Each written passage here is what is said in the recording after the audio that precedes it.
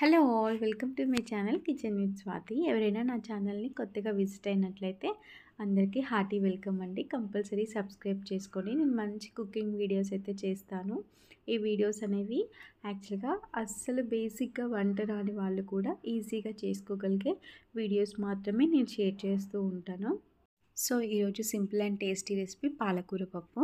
నేను ఒక 1.5 గ్లాస్తో కందిపప్పు తీసుకున్నాను. దాన్ని మంచిగా వాష్ చేసేసుకొని మంచి వాటర్ అయితే వేసుకున్నాను, డ్రింకింగ్ వాటర్. దాని తర్వాతకి ఒక 4 కట్టల పాలకూరని చిన్నగా కట్ చేసుకొని వేసుకున్నాను.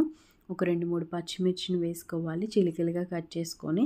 కొంచెం పసుపు, ఒక మీడియం సైజ్ ఆనియన్ని చిన్న పీసెస్గా కట్ చేసుకొని వేసుకోవాలి. అండ్ అలాగే కొంచెం ఆయిల్ని కూడా వేసేసుకున్న తర్వాతకి కుక్కర్ పెట్టుకోవాలి. కుక్కర్ వచ్చేసి 2-3 విజిల్స్ ఉంటే రెడీ అయిపోతుంది. 2-3 విజిల్స్ కంప్లీట్ అయిపోయిన తర్వాతకి పప్పు అనేది ఈ విధంగా రెడీ అయిపోయింది. మీరు కనుక ఒకవేళ మ్యాష్ చేసుకోవాలనుకుంటే పప్పు గుత్తితో మ్యాష్ చేసుకోవచ్చు. నేనైతే చేయను, నాకు ఆల్రెడీ పప్పు మంచిగా బాయిల్ అయిపోయింది కాబట్టి నేను ఈ విధంగా ఉంచేసి ఇప్పుడు 2 టేబుల్ స్పూన్ల కారం వేస్తున్నాను. కారం మీ స్పైస్కి తగ్గట్టు వేసుకోండి. అండ్ అలాగే ఒక స్పూను సాల్ట్ కూడా వేస్తున్నాను.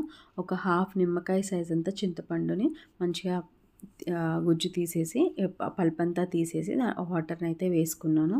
తర్వాత ఈ విధంగా వేసుకున్న తర్వాతకి ఒక 2-3 మినిట్స్ అయితే స్టవ్ పైన ఉంచుకోవాలి. ఎందుకంటే కారం ఇప్పుడే వేసాం కాబట్టి పచ్చిగా ఉంటుంది.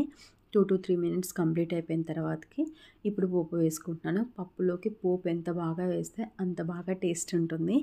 కొంచెం ఆయిల్ వేసుకొని దాంట్లో కొన్ని ఆవాలు, జీలకర్ర అండ్ అలాగే వెల్లుల్లి, ఎండుమిర్చి, కరివేపాకు, కొంచెం ఇంగువ అనేది కంపల్సరీ. ఇలాంటి పోపుల్లోకి చాలా టేస్టీగా ఉంటుంది. పప్పులోకి చెప్పనవసరం లేదు.